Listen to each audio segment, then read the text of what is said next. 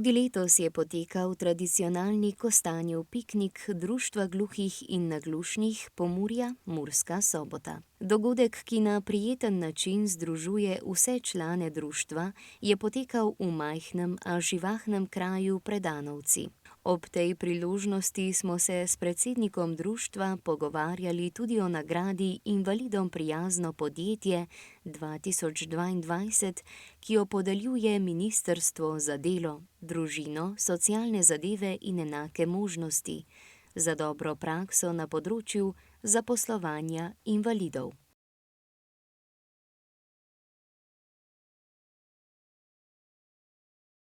Za nagrado smo zelo ponosni in ta ponos pomeni tudi odgovornost, pomeni tudi, da bomo z zaposlovanjem invalidov in vsemi, kako bi rekel, tudi vključevanje v druge oblike zaposlovanja oziroma podpor invalidom naprej delali v korist naših članov.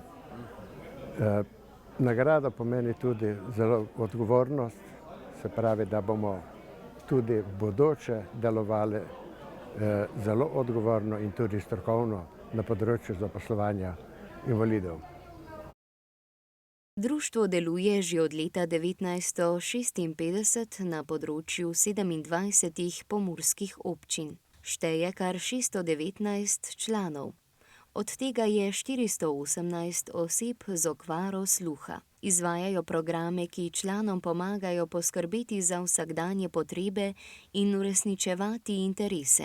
Poleg rednih programov izvajajo tudi posebne socialne programe, kot so usposabljanja za dejavno življenje in delo, informativne dejavnosti, psihosocialna pomoč in rekreacija ter kulturne dejavnosti. Društvo je z letom 2002 zopet začelo z vključevanjem gluhih in naglušnih v delovno okolje.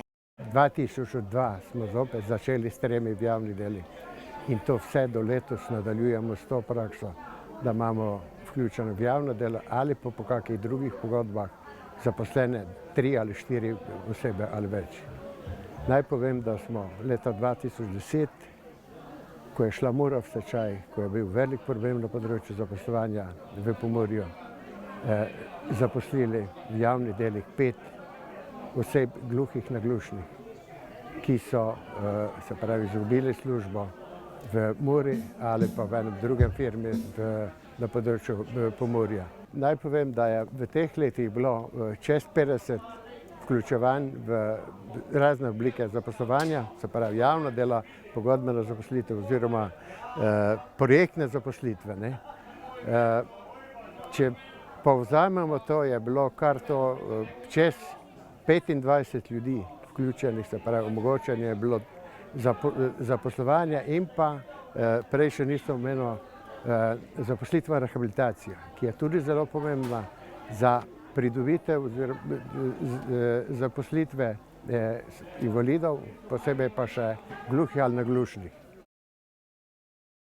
Pri zaposlovanju oseb z okvaro sluha igra zelo pomembno vlogo zaposlitvena rehabilitacija, ki nudi pomoč pri usposabljanju za ustrezno delo, iskanju zaposlitve ali pridobitvi nove zaposlitve. Najbolj pomembno je za nas, oziroma tudi za mene kot strokovnega delavca, je to, da omogočimo invalidom sluha, se pravi osebam z okvaro sluha, osebno integracijo, se pravi, da so aktivne, da so socialno vključene, da poskrbijo za sebe, ker iz izkušenj vam povem, zelo so zadovoljni z nekim občutkom, da lahko sami poskrbijo za sebe, da so koristni za družbo.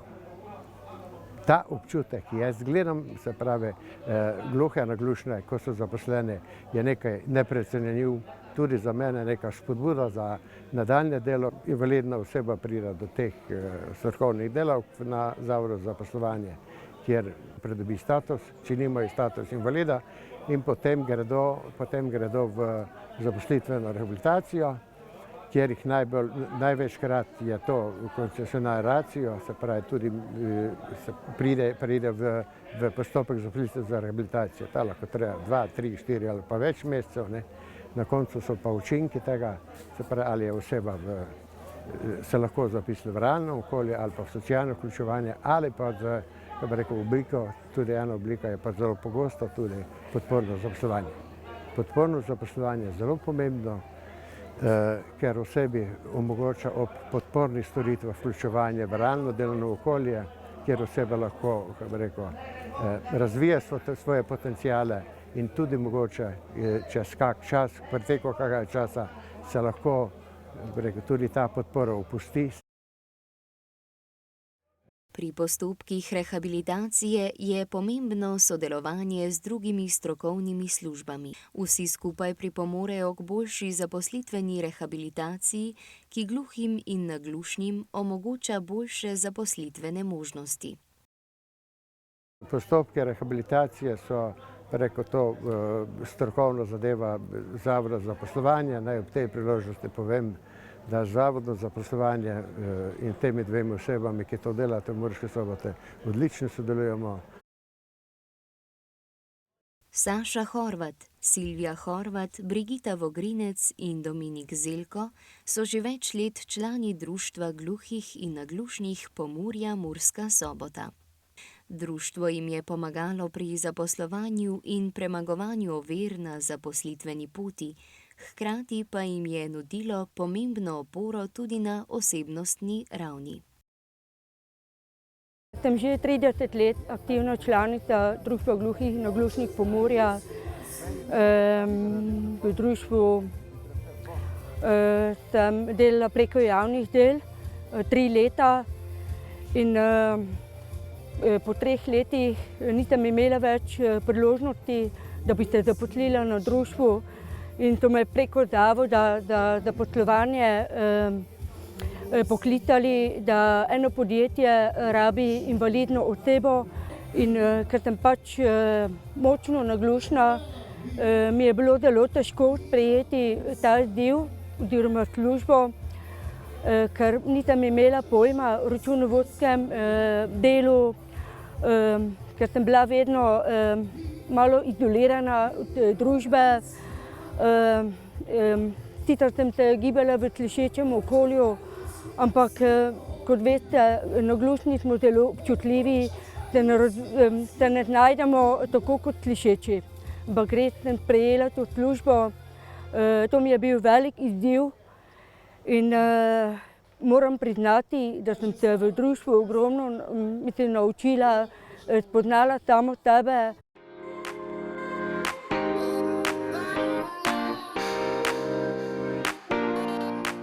Članica Društva gluhih in naglušnih Pomurja Murska Sobota sem že več kot 10 let. Članila sem se predvsem zaradi tega, ker sem izgubila sluh in sem si iskala pomoč, ker težko se sam soočiš s tem. Okrog mene ni bilo ljudi, ki bi imeli take težave z sluhom, kot ga imam jaz, ki sluh s starostjo odide, seveda. Niti nisem opazila, da imam težave z sluhom, ker me je okolica opozarjala, da ne razumem. Najprej sem šla si kupiti slušne aparate, ker sem si mislila, dobro, slušne aparate kupiš, kak očala si daš gor. In ne rabila sem pomoč, ker samo, da nosiš slušni aparat, se ti odpre novi svet, ker slišiš, seveda razumeš se, ni tako, kak si predstavljaš. Tako da potem sem si pa iskala tudi pomoč na področju tega, da sprejmem sploh to bolezen. Zato sem se članila Društvo gluhih in naglušnih, našla sem na spletu, da obstaja. In kako sem se članila, tako so me vzeli za svoje, tudi jaz jih, ker ko si z osebami, ki imajo enake izkušnje oziroma podobne, je tako življenje lažje.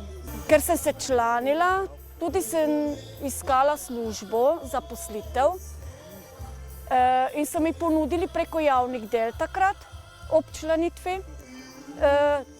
Seveda sem sprejela z veseljem in sem z njimi skupaj rasla. Delala sem z njimi, kako so oni meni pomagali, tako sem tudi jaz njim pomagala, skozi delo.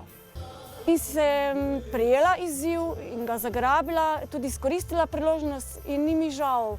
Sem šla naprej, kjer sem normalno zaposlena, na sodišču delam, zdaj je že 3 leta pa pol in je v redu. Tako da, društvo mi je veliko pomagalo. Ne samo tehnična pomoč, ampak tudi ta psihološka pomoč, ker jo mi rabimo, da nam da samozavest.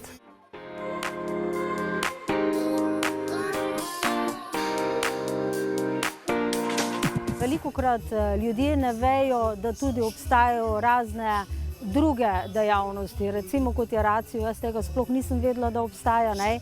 Pa splet okoliščin nas včasih privede do ljudi, kot je recimo Branko Gornjec, kateremu sem neizmerno hvaležna, da mi je dal, dobesedno lahko rečem, proste roke v službi, ker sem iskala dodatno zaposlitev.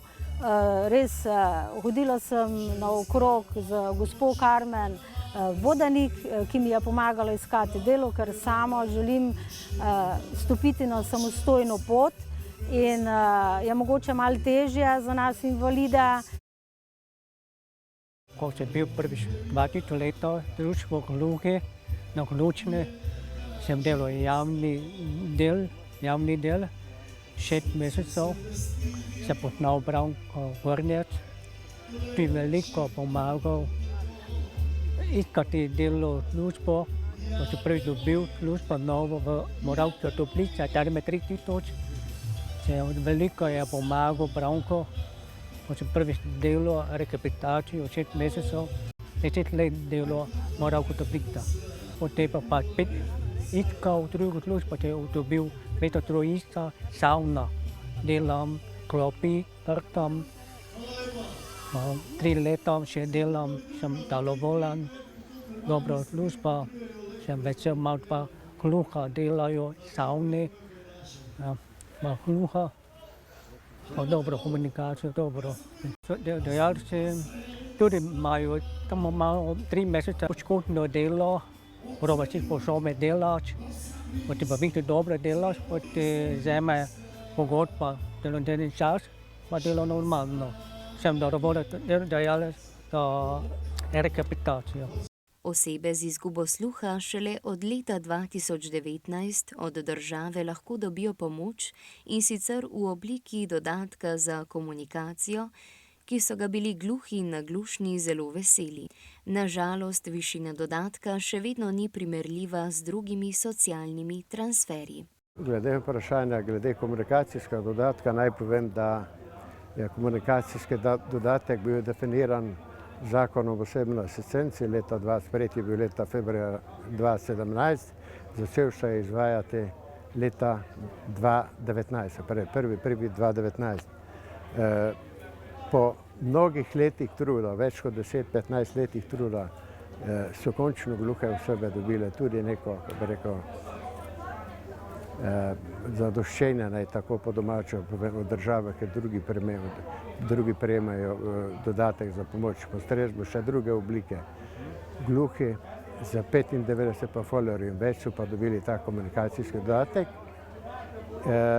in je plod trdega dela, trdih pogajanj več let, in naj vam povem, da so gluhe osebe zelo pozitivno reagirale na ta dodatek, zelo so veseli tega, ampak se nam zdi ta dodatek premajhen. Borili se bomo še naprej in upamo na to, da bomo za gluhe dobili komunikacijski dodatek v vrednosti, ki ga drugi invalidi prejemajo.